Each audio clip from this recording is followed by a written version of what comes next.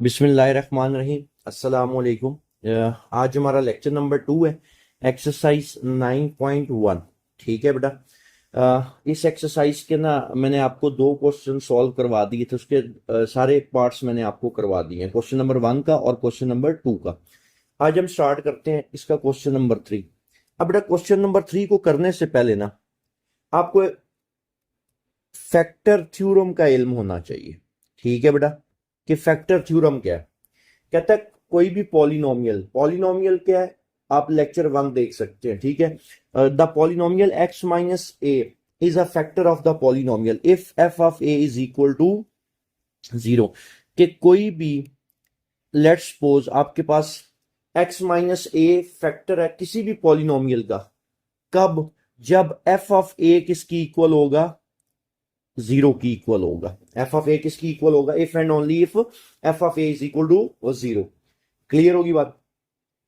अब F of ए क्या है, इससे पिछले लेक्चर में मैंने आपको रिमाइंडर थ्योरम पढ़ाया था, उसमें मैंने आपको एक्सप्लेन किया था। आपने अभी सिंपल इतनी सी बात याद रखनी है, फैक्टर थ्योरम क्या कहता है कि x माइनस ए फैक्टर होगा पॉलिनोमियल का इफ एंड ओनली इफ अगर एफ ऑफ ए किसकी इक्वल आए? 0 की इक्वल आ जाए। ठीक है, एफ और एफ ऑफ ए क्या था? रिमाइंडर। बेसिकली रिमाइंडर किसकी इक्वल आए? अगर 0 की इक्वल आए तो एक पॉलिनोमियल फिर दूसरे पॉलिनोमियल का क्या होता है? फैक्टर होता है। ठीक है, अब हम सॉल्व करते हैं। आसान से क्वेश्चन है, क्वेश्चन नंबर 3। क्वेश्चन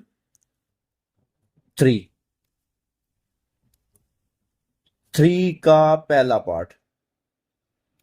क्वेश्चन 3 का पहला पार्ट, एक पॉलिनोमियल आपके पास x+1 है और बेटा एक गिवन है x² - 1। अब सवाल में पता है वो क्या कहता है, ये फर्स्ट पॉलिनोमियल है ये, क्लियर, और ये आपके पास कहता है सेकंड पॉलिनोमियल है। कहता है आपने ये बताना है कि जो फर्स्ट पॉलिनोमियल है वो दूसरे का क्या है? फैक्टर है। ठीक है, तो मैं लेट कर लेता हूं, let f of x, let f of x equal x² - 1। ठीक है, अब x+1 को हमने चेक करना है कि ये x² - 1 का फैक्टर है कि नहीं। जी बेटा, किससे इक्वेट करूंगा? x minus a equal x+1। तो दिस इंप्लाइज दैट ए की वैल्यू कितनी आ गई? -1। ठीक है, अब इसमें पुट करते हैं एफ ऑफ ए की जगह -1, -1 का स्क्वायर और -1। -1 का स्क्वायर बेटा कितना होता है? आपके पास 1 आ जाएगा। क्लियर, तो 1 -1 रिजल्ट क्या आ गया? F of -1 equal to 0। तो अभी तो ऊपर मैं पढ़ा के आऊं फैक्टर थ्योरम में कि एफ ऑफ ए अगर आपके पास किसकी इक्वल आ जाए, एफ ऑफ ए किसकी इक्वल आ जाए? आपके पास बेटा 0 की इक्वल आ जाए, तो वो उसका क्या होता है? फैक्टर होता है। क्लियर होगी बात, कोई कंफ्यूजन यहां तक? तो अब एंड पे आप क्या लिखोगे? x+1 is a factor of x² - 1। ठीक है, एंड पे आप क्या लिखोगे बेटा? x+1 is a factor of x² - 1। ठीक है, x+1 is a factor of x² - 1। कोई कंफ्यूजन बेटा यहां तक? क्लियर होगी बात। अब हम आगे चलते हैं। क्लियर, इसके सेकंड पार्ट की तरफ चलते हैं। इसका सेकंड पार्ट अब सॉल्व करते हैं।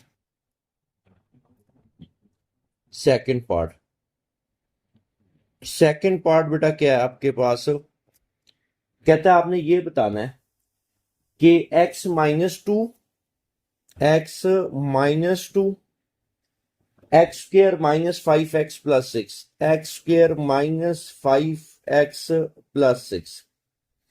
आपने ये बताना है कि x-2 जो है फैक्टर है कि नहीं x² - 5x + 6 का। तो हम इसको लेट कर लेते हैं। ये आपके पास क्या आ जाएगा? p ऑफ x हम इसको लेट कर लेते हैं, या f ऑफ x लेट कर लो। Let f of x equal x² - 5x + 6। x minus a से कंपेयर करो, x minus a equal x minus 2। A की वैल्यू कितनी आ गई आपके पास 2, तो इसमें पुट कर लेते हैं। एफ ऑफ एक्स, इधर एफ ऑफ ए निकालना है तो 2 पुट कर लो, इक्वल टू 2 का square minus 5 into 2 plus 6। F of 2, 2 का स्क्वायर 4 माइनस 10 प्लस 6। तो बेटा एफ ऑफ 2 किसकी इक्वल आ रहा है? 6 प्लस 4 10, 10 माइनस 10 0 की इक्वल आ रहा है। तो यहां से क्या रिजल्ट निकला कि x माइनस 2 क्या है? फैक्टर है। x minus 2 is a factor of x square minus 5x plus 6। ठीक है, एक आधा पार्ट मैं आपको और इसका सॉल्व करवा देता हूं। मैं आपको इसका पांचवा पार्ट सॉल्व करवा देता हूं। मेरा नहीं ख्याल अब आपको इस तरह के सवाल में किसी भी तरह की कंफ्यूजन रहेगी। तो साथ में आपको असाइनमेंट दे दूंगा, आपने थर्ड और फोर्थ पार्ट, ये आपकी असाइनमेंट होगी। ठीक है बेटा, अब हम इसका फिफ्थ पार्ट करते हैं।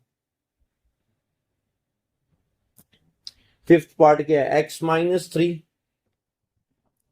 एक्स माइनस 3, उसके बाद एक्स की पावर 4, एक्स की पावर 4 माइनस 3, एक्स की power 3 plus x square minus x plus 1। अब वो पता क्या कह रहा है कि एक्स, आपने ये चेक करना है कि एक्स माइनस 3 जो है इस दूसरे पॉलिनोमियल का फैक्टर है कि नहीं। तो सेम वही सारा प्रोसीजर है, हम लेट कर लेते हैं f of x, let f of x equal x की पावर 4 माइनस 3 एक्स की पावर 3 प्लस एक्स का square minus x plus 1। X minus a से इक्वेट करते हैं, x minus a x minus 3। तो बेटा ए की वैल्यू कितनी निकल आई आपके पास? 3। उठाओ और इसमें पुट करो, एफ ऑफ ए की वैल्यू 3, 3 की पावर 4 माइनस 3 इंटू प्लस 3 का स्क्वायर माइनस 3 प्लस 1। ठीक है, अब बेटा हम इसको क्या कर लेते हैं, सिंप्लीफाई करते हैं, सॉल्व करते हैं। ये क्या बनता है? 3 की पावर 4 81 माइनस 3 की पावर 3 27, ये भी 81। 3 का स्क्वायर 9 माइनस 3 प्लस 1। क्या क्या कैंसिल हो रहा है? Plus 81 minus 81 cancel. अब यहां पे क्या बच गया? 9 माइनस 3 6, 6 प्लस 1। रिजल्ट क्या आ रहा है बेटा? 7 आ रहा है। तो f of 3 is equal to 7। जरा गौर करो बेटा, क्या एफ ऑफ ए की वैल्यू 0 निकली है? नहीं। तो यहां से क्या पता चला कि एक्स माइनस 3 जो है वो फैक्टर नहीं है। X minus 3 is not the factor of x की पावर 4 माइनस 3 एक्स की पावर 3 प्लस एक्स का square minus x plus 1। Clear? उम्मीद है आपको क्वेश्चन नंबर 3 की बहुत अच्छे से समझ लग गई होगी। अब आपकी असाइनमेंट क्या है, इधर मैं मेंशन कर देता हूं। असाइनमेंट क्वेश्चन नंबर 3 का कौन कौन सा पार्ट आपने थर्ड और फोर्थ पार्ट करना है। ठीक है बेटा, थर्ड पार्ट और फोर्थ पार्ट सेम इसी पैटर्न से सॉल्व होना है, कोई कंफ्यूजन इसमें अब हो जाएगा ये। ठीक है, अब हम चलते हैं जी क्वेश्चन नंबर 4 की जाने। ठीक है, क्वेश्चन नंबर 4 में कहता है कि आपने क्या करना है। अच्छा, बुक आपने सामने रखनी है जब आप ये लेक्चर ले रहे होंगे। ठीक है, कहता है use synthetic division. Question number 4 कहता है यूज सिंथेटिक डिवीजन। ओके, ये आपने मैट्रिक में पढ़ी हुई भी है। सिंथेटिक डिवीजन कहता है आपने क्या करना है बेटा, सिंथेटिक डिवीजन को यूज करना है और ये बताना है x is the zero of the polynomial. इसका क्या मतलब है, x is the zero of the polynomial के रिमाइंडर आपके पास जीरो बचना चाहिए, ठीक है। और कहता है जो रिजल्ट आपके पास आएगा उस रिजल्ट को आपने क्या करना है, फैक्टराइज करना है। उस रिजल्ट को बेटा आपने क्या करना है, फैक्टराइज करना है। अब सवाल की समझ लगी है, दोबारा एक दफा कहता है जी एक तो आपने क्या करना है बेटा, सिंथेटिक डिवीजन का इस्तेमाल करना है, ओके हो गया। और ये प्रूव करना है कि जो एक्स है वो जीरो ऑफ द पॉलिनोमियल है, वो उसका सोल्यूशन है, मतलब रिमाइंडर आपके पास जीरो बच रहा है। और बाकी जो आंसर आपके पास रिजल्ट बचेगा उसको आपने क्या करना है, फैक्टराइज करना है, ठीक है। अब हम क्वेश्चन लिखते हैं इसका पहला पार्ट, क्वेश्चन नंबर 4 का पहला पार्ट, ठीक है। अब एक्स क्यूब -7x + 6 और x इज इक्वल टू 2। अब पता क्या कह रहा है, सिंथेटिक डिवीजन का इस्तेमाल करना है, ये बात आपको क्लियर होगी। यहां पे एक x की वैल्यू दी हुई है, एक रूट गिवन है। कहता है आपने ये बताना है ये इसका क्या है, x is the zero of the polynomial है, मतलब रिमाइंडर आपके पास क्या बचना चाहिए, सिंथेटिक डिवीजन का जीरो बचना चाहिए, ठीक है। अभी हम सिंथेटिक डिवीजन करते हैं, आपको पता है आती है, आपने पहले मैट्रिक में भी की हुई है। इधर देखना बेटा, ये एक हमने क्या कर ली, लाइन लगा दी, ओके हो गया। क्या कर लिया आपने, एक लाइन लगा ली, ठीक है। अब हम इसके कोफिशिएंट, सबसे बड़ी डिग्री कितनी है, देखो ये जो टर्म्स मैं इस्तेमाल करता हूं वो मैं आपको पहले पढ़ा चुका हूं। डिग्री कितनी है, सबसे जो बड़ी पावर होती है पॉलिनोमियल की, वेरिएबल की जो सबसे बड़ी पावर है वो उसकी डिग्री कहलाती है, ठीक है। इसका कोफिशिएंट क्या है, अगर इधर कुछ नहीं लिखा हुआ इसका मतलब है 1 है, ऐसा ही है। तो अब मैं यहां पे लिखूंगा 1, ओके। उसके बाद -7, सॉरी, देखो एक्स क्यूब के बाद आपके पास एक्स क्यूब से पहले क्या होता है, स्क्वायर, तो वो मिसिंग है, उसकी जगह क्या आ गया, 0। उसके बाद क्या है, -7, और उसके बाद बेटा क्या है, कांस्टेंट आ गया। इतनी बात समझ लग गई, आपने क्या किए, सारे कोफिशिएंट्स लिख लिए, 2 है, ओके हो गया। अब अगला काम क्या होता है, ये थोड़ा सा ना इसकी लेंथ को हम क्या कर देते हैं, इंक्रीज कर देते हैं, ठीक है बेटा। इसकी लेंथ को हम क्या कर देते हैं, थोड़ा सा इंक्रीज कर लेते हैं, अब सही रहेगा, क्लियर यहां तक। अच्छा जी, अब बेटा पहला स्टेप, आपको पता है ये 1 क्या आ जाता है, एज इट इज। 1 क्या आ जाता है, एज इट इज, ये जो पहला नंबर होता है। उसके बाद क्या किया जाता है, इसको इससे मल्टीप्लाई करना है। मैं इधर एरो भी बना देता हूं, ठीक है, एरो बना देता हूं इससे। ये अब इससे क्या होगा बेटा, मल्टीप्लाई क्या होगा, मैं इधर साइन भी साथ डाल देता हूं ताकि आपको आसानी रहे। 2 1 ज़र 2, तो यहां पे क्या आ जाएगा, 2 आ जाएगा आपके पास, ठीक है। 0 + 2 2, ओके। अब ये वाला 2 जाके उससे क्या होगा, ये सिर्फ एरो मैं आपकी आसानी के लिए बना रहा हूं। अब ये फिर इस 2 से क्या होगा, आपके पास मल्टीप्लाई हो जाएगा, ठीक है। इसके बाद मैं एरो नहीं बनाऊंगा, ये सिर्फ आपके समझाने के लिए ऐसा कर रहा हूं। 2 2 ज़र कितना हो गया, 4, ओके। -7 + 4 कितना हो गया, -3। अब देखो बेटा ये -3 जाके इससे क्या हो जाएगा, मल्टीप्लाई, इस 2 से क्या हो जाएगा, ये -3 इससे क्या हो जाएगा, मल्टीप्लाई। तो -3 2 ज़ार कितना आता है बेटा, -6। जरा गौर करो, इधर आपके पास रिमाइंडर क्या बच गया, 0। तो एक बात प्रूव नहीं होगी कि x इज इक्वल टू जो 2 था वो जीरो ऑफ द पॉलिनोमियल है। इतनी बात समझ लग गई बेटा। अब हमने क्या करना है, कहता है जो बाकी रिजल्ट बचा है, अब वो बाकी रिजल्ट क्या है, वो ये है, उसको आपने क्या करना है, फैक्टराइज। हम लिखते हैं इक्वल टू 0, उसके बाद ये कांस्टेंट, ये वाली वैल्यू कांस्टेंट -3। उसके बाद क्या होता है, एक्स के एक्स वाली टर्म आती है, और ये एक्स वाली टर्म का कोफिशिएंट है क्या आपके पास बेटा, 2x आ गया। उसके बाद ये किसका कोफिशिएंट है, एक्स स्क्वायर वाली टर्म का, ये हमारे पास क्या बच गया, रिजल्ट बच गया। अब वो इस रिजल्ट को कहता है कि आपने क्या करना है, फैक्टराइज करना है। क्या करना है बेटा, फैक्टराइज करना है। ठीक है, इस रिजल्ट को क्या करना है आपने अब, फैक्टराइज। तो ये क्या बन जाएगा, इसके फैक्टर्स क्या क्या बनते हैं बेटा, एक्स का square plus 3x minus x minus 3 equal to 0, x common, x plus 3 minus 1 common और एक्स प्लस 3। तो यहां से कॉमन एक्स प्लस 3 और एक्स माइनस 1 इक्वल टू 0। अब उसने क्या कहा था, कहता है कि जो रिजल्ट बचेगा, जो क्या बचेगा बेटा, रिजल्ट बचेगा, उसको आपने क्या करना है, फैक्टराइज करना है। आपने उसके फैक्टर्स तो बना लिए, ठीक है। अब सारे फैक्टर्स हम लिख लेते हैं। एक तो फैक्टर्स आर, मैं इधर अलहदा मेंशन कर देता हूं, फैक्टर्स आर,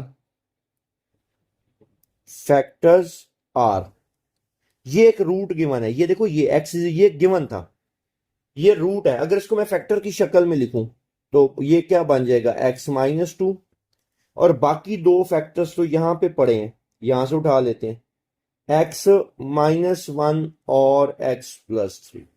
ये सारे टोटल फैक्टर्स निकल आए इस पॉलिनोमियल के। कोई कंफ्यूजन बेटा, क्लियर है। अब हम चलते हैं इसके सेकंड पार्ट पे। ठीक है, इसका सेकंड पार्ट, बल्कि इसका सेकंड पार्ट आपकी असाइनमेंट है, मैं इधर मेंशन का वो सेम यही है। ठीक है, साथ में मेंशन कर देता हूं, असाइनमेंट आपकी क्या है बेटा। और कोई क्वेश्चन मैं आपको ऐसा सॉल्व करने के लिए नहीं दूंगा जिसको मैंने एक्सप्लेन ना किया हो। क्वेश्चन नंबर 4 का सेकंड पार्ट, ठीक है, जो थर्ड पार्ट है वो मैं खुद आपको सॉल्व करवाऊंगा। ठीक है, अब हम चलते हैं जी क्वेश्चन नंबर 4 के थर्ड पार्ट की जाने। क्वेश्चन नंबर 4 और इसका थर्ड पार्ट, थर्ड पार्ट क्या है, 2x की power 4 plus 7x³ minus 4x² minus 27x और माइनस 18। क्लियर।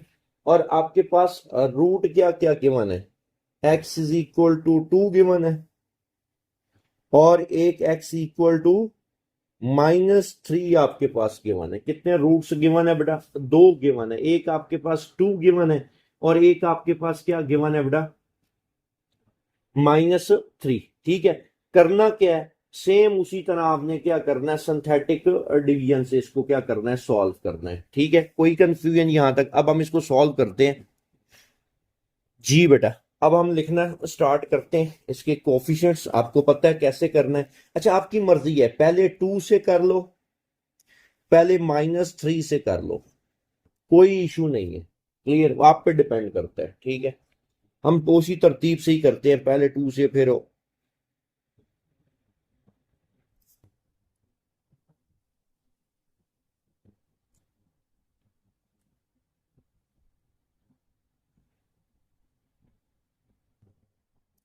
अच्छा जी, अब देखो ये एक पॉलिनोमियल है, पॉलिनोमियल आपको पढ़ाया हुआ है, इसमें सबसे बड़ी डिग्री कितनी है, 4 है। तो यहां से इसके कोफिशिएंट लिखना शुरू करते हैं। एक्स की पावर 4 का कोफिशिएंट क्या है, 2।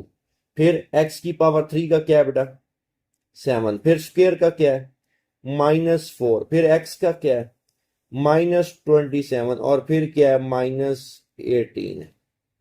क्लियर होगी बात। अब किससे, पहले हम 2 से ही कर लेते हैं। आपको पता है पहला नंबर एज इट इज नीचे आ जाएगा।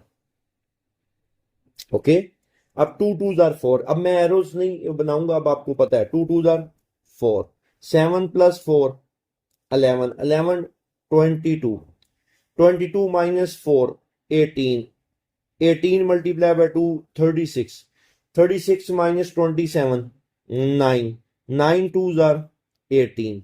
जरा गौर करो, आपके पास रिमाइंडर क्या बचा, 0। तो एक बात प्रूव होगी कि x इज इक्वल टू 2 इसका क्या है, रूट है। अब हमने -3 को करना है, इसी से आगे लेके चलते हैं। किससे करना है बेटा? -3 से। तो आपकी मर्जी है, दोनों में से जिससे मर्जी पहले कर लो। ओके, अब बेटा -3, आप यहां पे -3, ये वाला 2 क्या आ जाएगा? As it is. 3 2 आर कितना हो गया बेटा? -6। 11 -6 5, 5 3 आर -15, 18 -15 3 -9, रिमाइंडर कितना आ गया आपके पास? 0। रिमाइंडर बेटा कितना आया आपके पास?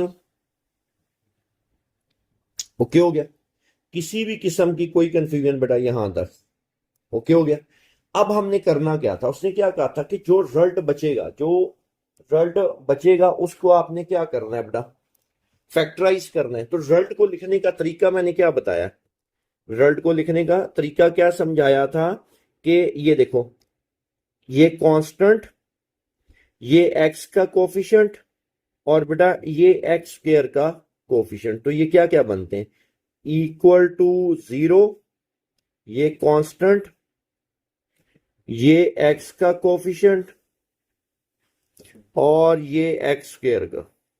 अब इसकी हम क्या कर लेते हैं? फैक्टराइजेशन करते हैं। क्वाड्रेटिक क्या क्या क्या फैक्टर्स बनते हैं? 2x और 3x बनते हैं। तो ये क्या आ गया बेटा? 2x का square plus 2x plus 3x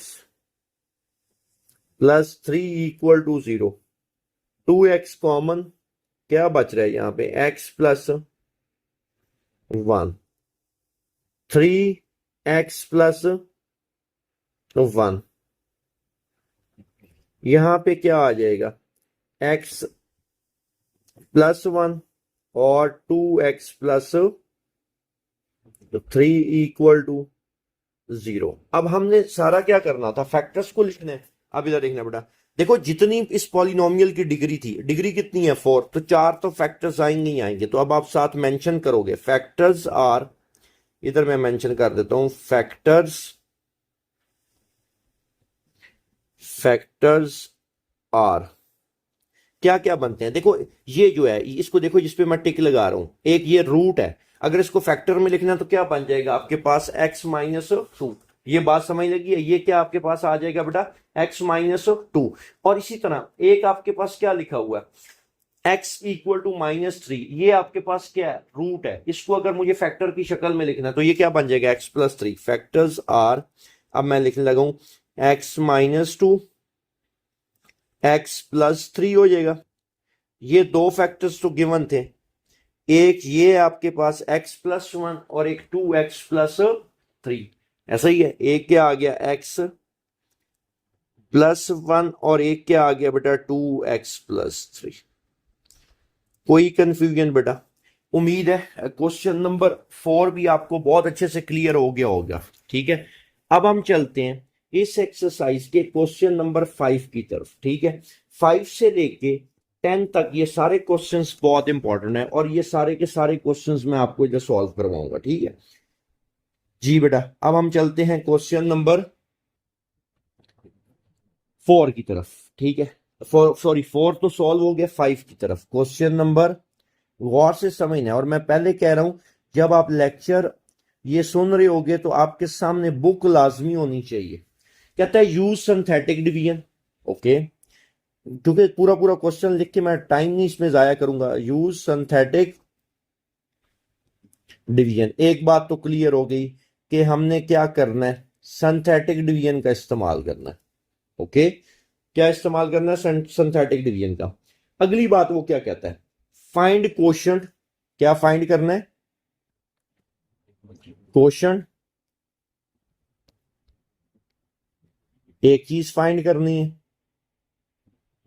साथ वो कहता है क्या फाइंड करना है? रिमाइंडर।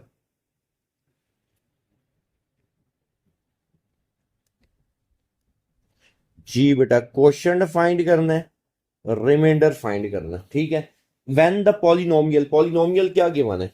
एक्स की पावर 4 -10x का square minus 2x plus 4 is divided by x plus 3 is divided by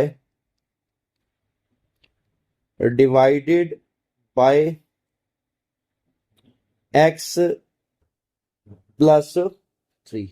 clear यहां तक? मैं जरा क्वेश्चन को रिपीट करने लगा। इधर देखना, मैंने पूरा क्वेश्चन आपके सामने बना के रख दिया, बुक आपके सामने होनी चाहिए, एक कंडीशन याद रखनी है। कहता है यूज सिंथेटिक डिवीजन। अभी आपको सिखाइए सिंथेटिक डिवीजन का आपने क्या करना है, इस्तेमाल करना है। ठीक है, कहता है आपने फाइंड क्या करना है, कोशंट और रिमाइंडर फाइंड करना है। क्या फाइंड करना है बेटा? कोशंट फाइंड करना है और रिमाइंडर फाइंड करना है। कब?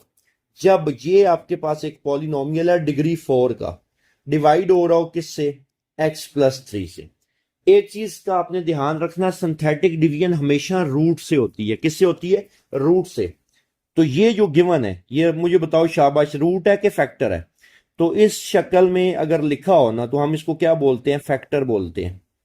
अगर इसमें से मैं वैल्यू निकाल लूं, x plus 3 equal to 0, divide हो रहा है, x प्लस 3 इक्वल टू 0, अगर इसमें से मैं वैल्यू निकाल लूं x इज इक्वल टू -3, ऐसे ही x इक्वल टू -3, तो आपके पास वो क्या बन जाएगा? रूट बन जाएगा। ऐसा ही है, वो क्या बन जाएगा बेटा? आपके पास रूट बन जाएगा। ठीक है, अब हम करते हैं सिंथेटिक डिवीजन से फाइंड क्या करना है आपने? क्वोशिएंट फाइंड करना है और रिमाइंडर फाइंड करना है। ठीक है बेटा, अब इधर देखना है।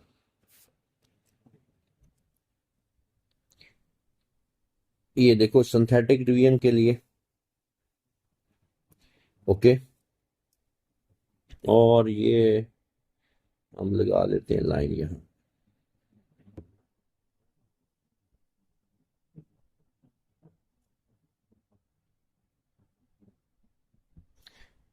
जी बेटा, अब हाईएस्ट पावर, हाईएस्ट डिग्री कितनी है? 4 है, उसका कोफिशिएंट कितना है बेटा? 1। उसका क्या आपके पास 1 है। फिर क्या है? एक्स क्यू होता है, वो मिसिंग है, 0। फिर क्या है? -10 है। फिर आपके पास -2 है, और फिर आपके पास क्या है? 4 है। किससे डिवाइड करेंगे? सिंथेटिक रूट से, x प्लस 3। तो इसमें से रूट निकालो, क्या आपके पास निकलेगा? -3। क्लियर? अब बेटा ये आपको पता है, पहली वाली वैल्यू को एज इट इज हम नीचे ले आते हैं।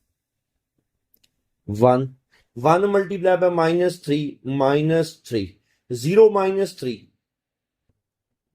-3, माइनस माइनस क्या आ जाएगा? ये +3 3 9, -10 प्लस 9 -1, माइनस, और ये +3, 3 -2 कितना आ गया? 1, और 1 -3, तो 4 -3 रिजल्ट आपके पास क्या बच रहा है? 1 बच रहा है। ये बात समझ लगी है कि नहीं बेटा? क्लियर? अब उसने क्या कहा था कि आपने कोशंट फाइंड करना है, और क्या फाइंड करना है? रिमाइंडर फाइंड करना है। लेकिन कब फाइंड करना है? जब x की power 4 -10x² -2x plus 4 divided by क्या है? x प्लस 3 है। तो आपको पता है इधर जो एंड पे ये जो बचता है, ये आपके पास क्या कहलाता था? हमेशा रिमाइंडर। ऐसा ही है, तो रिमाइंडर आ गया। अब कोशंट कैसे लिखा जाएगा? पहले तो हम रिमाइंडर लिख लेते हैं। इधर देखो, या पहले ही चलो कोशंट लिखना भी सिखा देता हूँ साथ ही। क्यू कोशंट, अब याद रखो, ये तो होता था रिमाइंडर। अगर आपने पिछले लेक्चर सुने हुए हैं, तो ये आपके पास क्या है? रिमाइंडर। ओके हो गया। अब इसको, ये कांस्टेंट, ये क्या है? कांस्टेंट। बल्कि एक काम करते हैं, इसका मैं चेंज करता हूं। ये आपके पास कांस्टेंट है, इससे आगे चलना शुरू करो। ये आपके पास x का कोफिशिएंट, ये आपके पास x² का कोफिशिएंट, और ये x की पावर 3 का कोफिशिएंट। ठीक है, तो अब हम इसको लिख लेते हैं। कोशंट आपके पास क्या बन रहा है? ये देखो, x की पावर 3 -3x का स्क्वायर -x+1। ये आपने क्या कर लिया बेटा?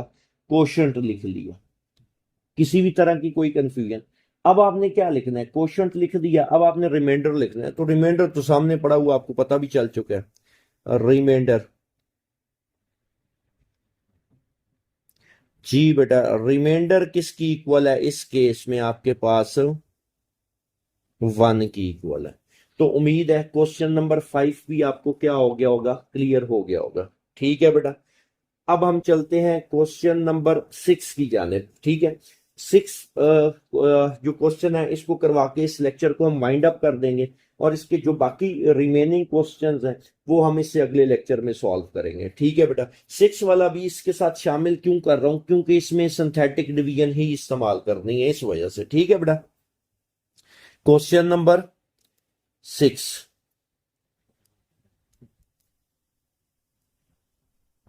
जी बेटा, कहता है x+1 and x-1, x+1 and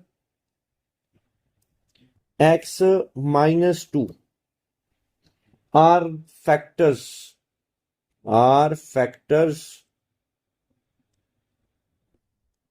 of polynomial क्या गिवन है, x³ minus px² plus qx plus 2। कहता है x+1 और x-1 कहता है फैक्टर्स है किस किस के, x³ minus px² plus qx plus 2 के। कहता है सिंथेटिक डिवीजन इस्तेमाल करनी है और फाइंड क्या करना है, p को फाइंड करना है और q को। ओके, और इस्तेमाल क्या करना है, सिंथेटिक डिवीजन।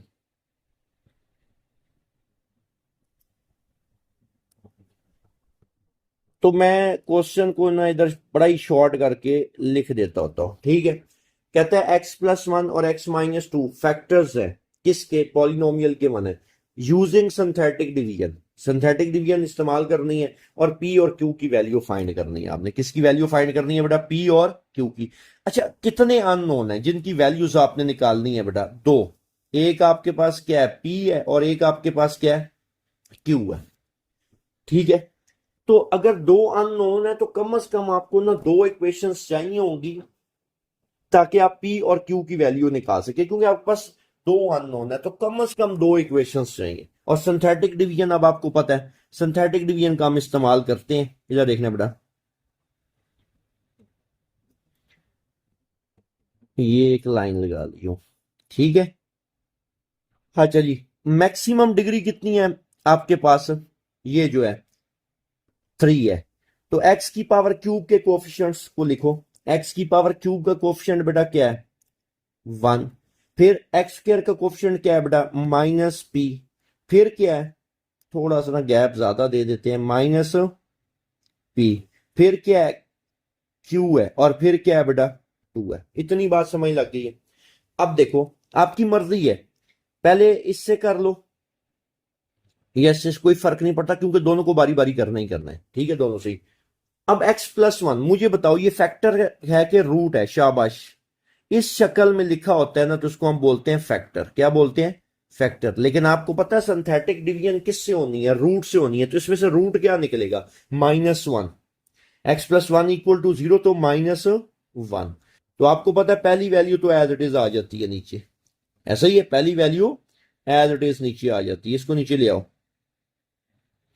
तो 1 1 मल्टीप्लाई बाय -1, -1, ये क्या बन जाएगा, -p-1। अब -p-1 को -1 से मल्टीप्लाई करेंगे तो p+1, और यहां पे क्या बच रहा है, तरतीब से लिख लो, p+q+1। अब इसको मल्टीप्लाई करो, यहां पे आएगा -p-q और -1। क्लियर, -p-q और -1, और यहां पे क्या आ जाएगा बेटा, -p-q और 2 -1, 1। अब जो इंपॉर्टेंट बात है, जो सीखने वाली है, जिसके बारे में आपका कॉन्सेप्ट बहुत अच्छा क्लियर होना चाहिए और आगे ये बहुत ज्यादा इस्तेमाल होगा। ठीक है, अब वो क्या कॉन्सेप्ट है, इधर देखना। खैर मैं थोड़ा सा इसको इंक्रीज कर देता हूं। ओके, जरा गौर करो, -1 अगर इस पॉलिनोमियल का रूट है तो यहां पे क्या चीज बचती थी, रिमाइंडर। यहां पे क्या बचता था, रिमाइंडर। अगर -1 बेटा उसका रूट है, then remainder should be equal to 0। तो क्या -p, ये जो रिमाइंडर है, इसको किसकी इक्वल होना चाहिए? ये मैं एरो बना देता हूं, ये क्या है? रिमाइंडर है। क्या है बेटा? रिमाइंडर। मैं लिख देता हूं ताकि आपका कॉन्सेप्ट क्लियर हो। इसको क्या बोलते हैं बेटा? इधर जो भी वैल्यू बचती थी वो क्या होती थी? रिमाइंडर। एग्री करते हो इस बात से? तो अब फिर मैं दोबारा ये जुमला रिपीट करने लगूं। अगर -1 आपके गिवन पॉलिनोमियल का रूट है तो रिमाइंडर को किसकी इक्वल होना चाहिए बेटा? -p -q +1 को किसकी इक्वल होना चाहिए बेटा? 0 के। और इसको मैं नाम दे देता हूं इक्वेशन 1 का। अगर इसी तरह की एक और इक्वेशन मेरे पास आ जाए, इसी तरह की एक और इक्वेशन मेरे पास आ जाए, तो मैं क्या कर सकता हूं? पी और क्यू की वैल्यू निकाल सकता हूं इन दोनों को साइमल्टेनियसली सॉल्व करके। ठीक है, तो अब हमारे पास एक दूसरा फैक्टर मौजूद था जिसमें से हम रूट निकाल के सिंथेटिक डिवीजन करेंगे तो हमारे पास एक और इक्वेशन आ जाएगी। ओके हो गया। अब उसी तरह लिखो, कोफिशिएंट्स क्या क्या है? 1 है। क्या क्या है? 1। एक सेकेंड कलर। हाँ जी बेटा, 1, फिर -p है, फिर q है, और फिर आपके पास 2 है। अब दूसरा फैक्टर क्या था? x-2। इसमें से रूट निकालो, क्या निकलेगा? रूट आपके पास आ जाएगा 2। ये एज इट इज नीचे। ओके, 2 1 जार 2, तो यहां पे बेटा क्या बच गया? -p+2। मल्टीप्लाई करो, क्या बनेगा? -2p +4। अरेंज करके लिखो, -2p + q +4। और ये क्या बनेगा? -4p +2q +4 2 jar 8। और यहां पे बेटा अब क्या बच गया? -4p +2q +8 +2 10। यहां तक किसी भी किस्म की बेटा कोई कंफ्यूजन? ये बात समझ लगी है कि नहीं? ओके हो गया। अब जरा गौर करो बेटा कि ये चीज क्या है। ये मैं पहले भी एक्सप्लेन कर चुका हूं अभी थोड़ी देर पहले। ये क्या है बेटा? रिमाइंडर है। क्या है? रिमाइंडर। साथ एक दफा ना इस पे नजर मार लेते हैं, कोई मिस्टेक तो नहीं। 1 - p q 2। ओके, 2 से करना था हमने, तो 1 2 आपके पास आ गया। -p+2 -2p+4, बिल्कुल ओके। -2p +q+4, और इसके बाद -4p +2q+8। ओके हो गया। अब बेटा इधर देखो, अगर 2 जो है इस पॉलिनोमियल का क्या था? रूट था। तो रिमाइंडर को फिर किसकी इक्वल होना चाहिए बेटा? शाबाश, रिमाइंडर को किसकी इक्वल होना चाहिए? 0 के। तो -4p +2q +10 = 0। इसको 0 की इक्वल क्यों लिखा जा सकता है, मैंने वजह बता दी है। अब इसमें से काम करते हैं, 2 कॉमन ना ले लें। मैं 2 कॉमन लूंगा तो यहां पे रह जाएगा -2p +q। ये बिल्कुल आसान सा बेसिक सा मैथ है, जो कॉमन लिया वो इधर आके डिवाइड होके वो खत्म हो जाएगा। और इसको मैं नाम दे देता हूं इक्वेशन 2 का। ओके, तो अगर मैं 1 और 2 को साइमल्टेनियसली सॉल्व करूं तो p और q निकल आएगा। सॉल्विंग 1 एंड 2 क्या बन जाएगा? -p -q +1 = 0। फिर -2p +q +5 = 0। अब देखो, क्या साइन चेंज करने की जरूरत पड़ेगी हमें? नहीं पड़ेगी। क्यों भला? क्योंकि ये क्यू पहले ही कैंसिल हो जाएगा, पहले ही साइन ऑपरेट है। उसके बाद -2p -p बेटा -3p, 5 + 1 6। तो बेटा 3 -3p है, -3p = -6। तो p = 2। कोई कंफ्यूजन बेटा? p की वैल्यू देखो आपने निकाल ली है।